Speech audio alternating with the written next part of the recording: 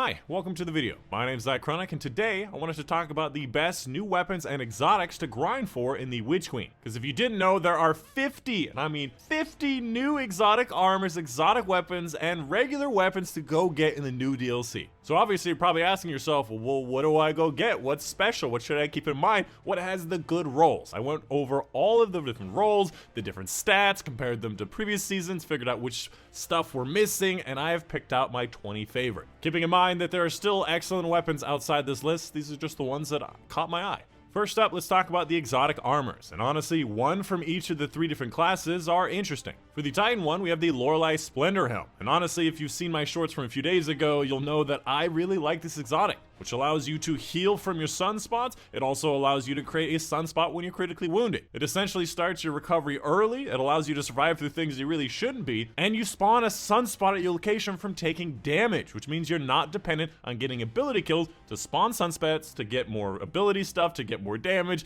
and it's also sometimes kills enemies. Following that, we have the Hunter exotic known as Renewal Grasp. Essentially makes your dust field grenades have a much larger effect, which in itself is really strong, and allies inside the dust field take reduced damage, and targets inside the area also deal reduced damage. Something that not a lot of people realize is that before this DLC, weakening an enemy not only made them take more damage, it also made them deal less damage, which was actually a very big part of it that really helped keep you alive. And in the end, having a much larger dust field grenade is always something that's going to really help on the battlefield. And for the Warlock exotic, we have the Seeking Filaments. Casting an Empowering Rift will get you Devour, and many people know Devour, you get healing, you get grenade stuff, and it's a very powerful perk. Before Witch Queen, it was annoying because it was part of a subclass that wasn't amazing. And nowadays, there are not really that many ways to get Devour outside of actually killing enemies with your abilities. And this allows you to spawn Devour on your character without requiring a kill, which is very nice. Furthermore, damage dealt by you and your allies in that Empowering Rift will actually disrupt combatants, which is, again, something very nice to have. The less your enemy can do, the longer you survive, the more damage you can do.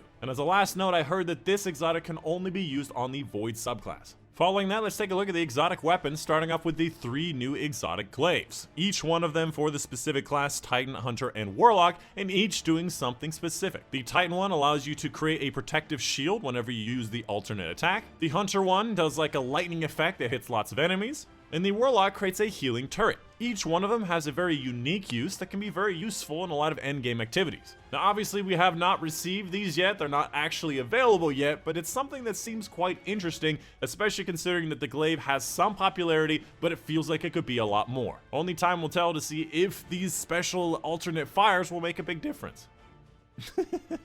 Gotta get that voice crack for sure.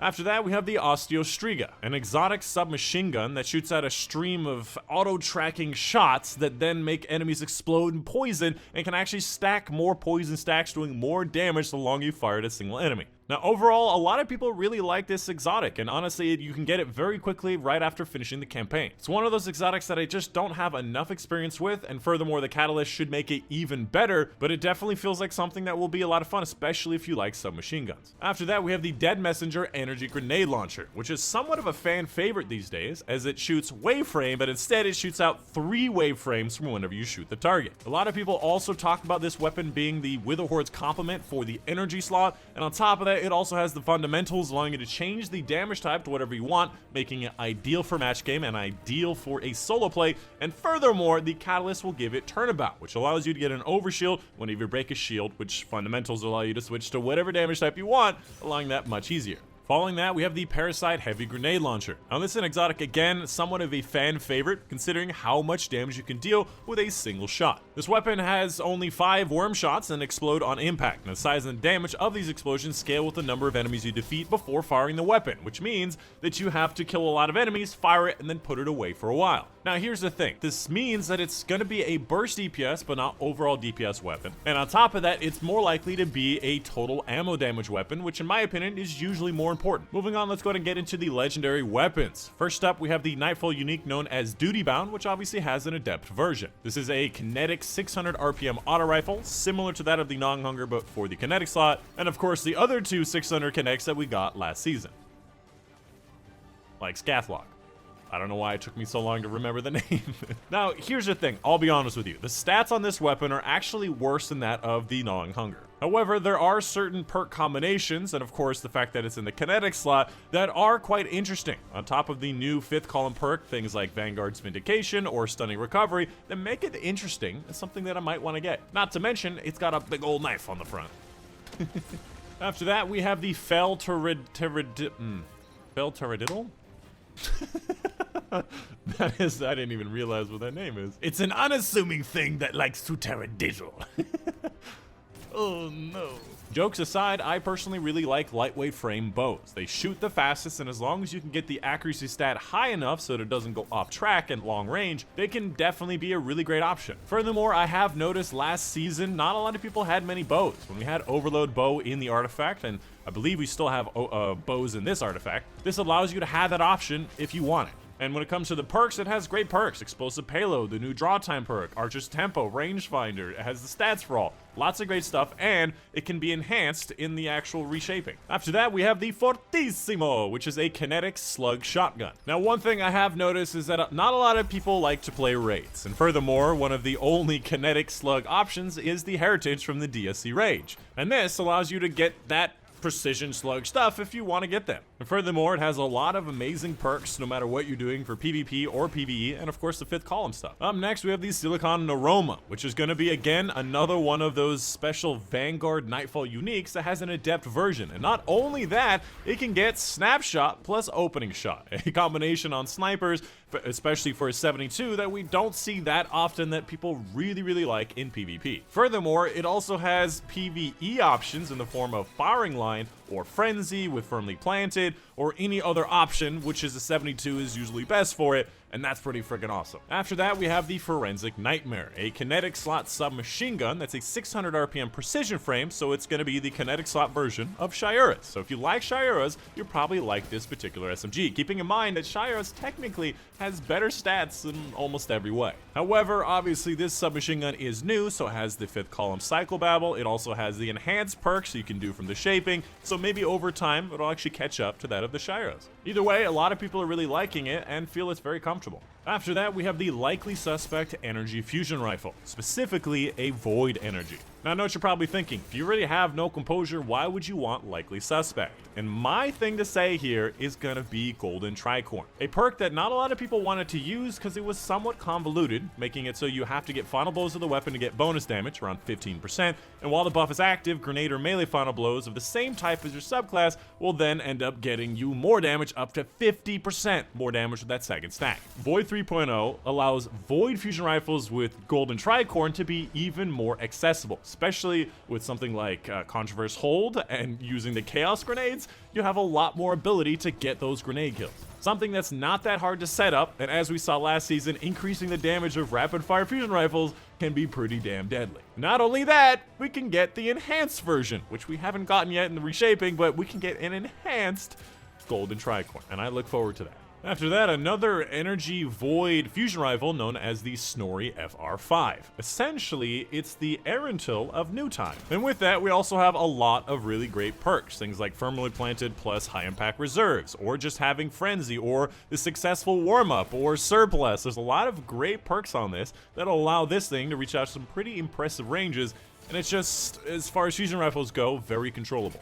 Keeping in mind that this is a precision frame and it's not a high impact frame, it's still pretty nice and can compete with main ingredient as well. Up next, let's talk about one of the new Iron Banner weapons, which we obviously haven't gotten yet, the Frontier's Cry, which is a legendary solar energy hand cannon, which is the 180 RPM precision frame. Essentially, it's Trust 2.0. However, it's not only got a lot of really great perks like Iron Reach or Kill Clip, Rapid Hit, the new adaptive munitions, maybe stats for all, it also has the new Iron Banner perk, Skulking Wolf, which allows you during the hunt to actually get off the opposing radar for getting final blows. Which honestly, I mean, outside of invisibility, there's no way to get off the radar, which is very strong. So I look forward to not playing Iron Banner during the time that Iron Banner's out because of this damn weapon. Up next, we have the Ogma PR6, a somewhat common drop weapon as it just kind of drops from everything. That is a 450 3-burst pulse rifle in the energy slot. I personally was looking forward to some 4-bursts since we haven't had them in a while, but this is a 450 3-burst,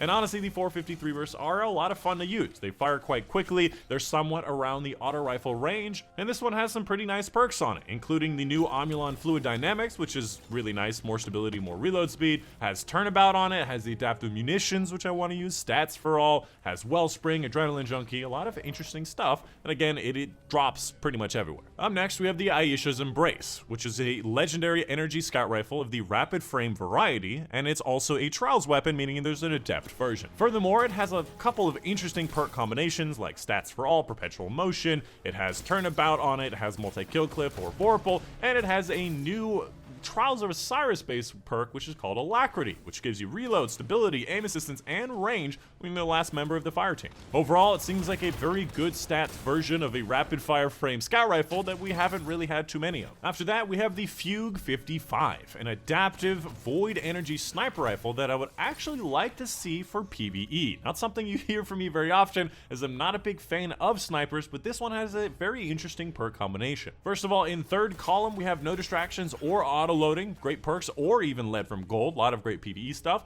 On the fourth column, we have box breathing, firing line, vorpal, again, a lot of great PvE based perks. And in the fifth, we have the Suro Synergy, where reloading grants this weapon bonus handling and reduces flinch for a short period of time.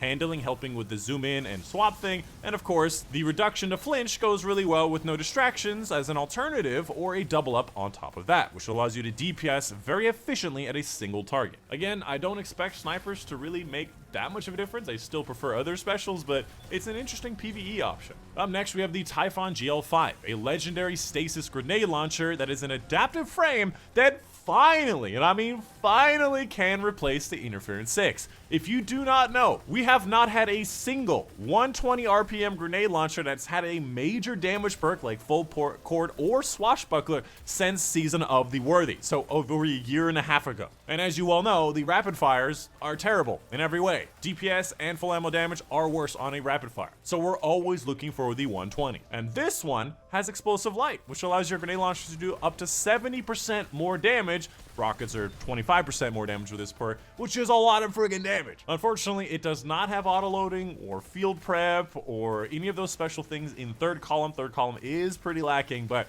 it finally is a different option. Pair that up with the Omulon Fluid Dynamics for a better reload at the top of the magazine, can't hurt. And for the final option on this list, we have the legendary stasis rocket launcher known as Palerma B. Now, this one is very special for a few reasons. Firstly, it is a precision frame. If you don't know, precision frames have built-in tracking, which is always nice to have.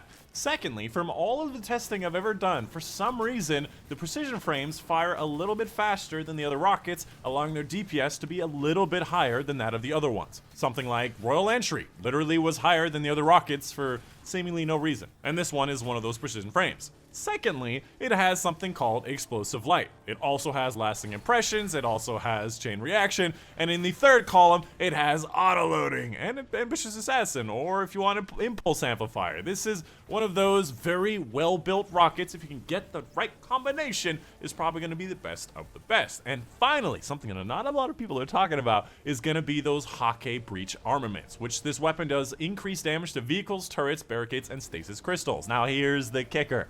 What counts as a vehicle? You might be surprised to find out there's a lot of things that count as vehicles, including pikes, shriekers, cyclopses, hydras. There's a lot of things you may not realize are vehicles that are, and this does even more damage to that. So honestly, replace your Ascendancy. Honestly, replace maybe your other legendary rockets, replace your Royal Entry, because this one is gonna be slightly better. And that's not mentioning the fact that it can get enhanced traits. This can be shaped. Because of course it can. Why not? And obviously there are other good weapons. There are 50 new weapons and exotics in this game. You have to go out and find and understand all of these. There's definitely going to be stuff that I didn't talk about that you're going to like. So go out there and go get them. And of course, videos like this, the top 10s, and of course my spreadsheets would not be possible without support from my Patreon. So if you want to see these things continue, please consider checking out my Patreon. Because if I don't make enough money from the Patrons, then I'll have to get a part-time job and I won't be able to make the spreadsheets. And of course, a big shout out to my tier 3 and up Patreons. Specifically, a big thank you to Mom and Dad, Christian Thompson, Dr. Strange, Kelly L.M., my niece, Bachman's Room, Shonen, Panther, Casey Reagan for their support on Patreon. And that's it. Hope you guys did enjoy. My name is Dychronic. I'll see you guys on the next one.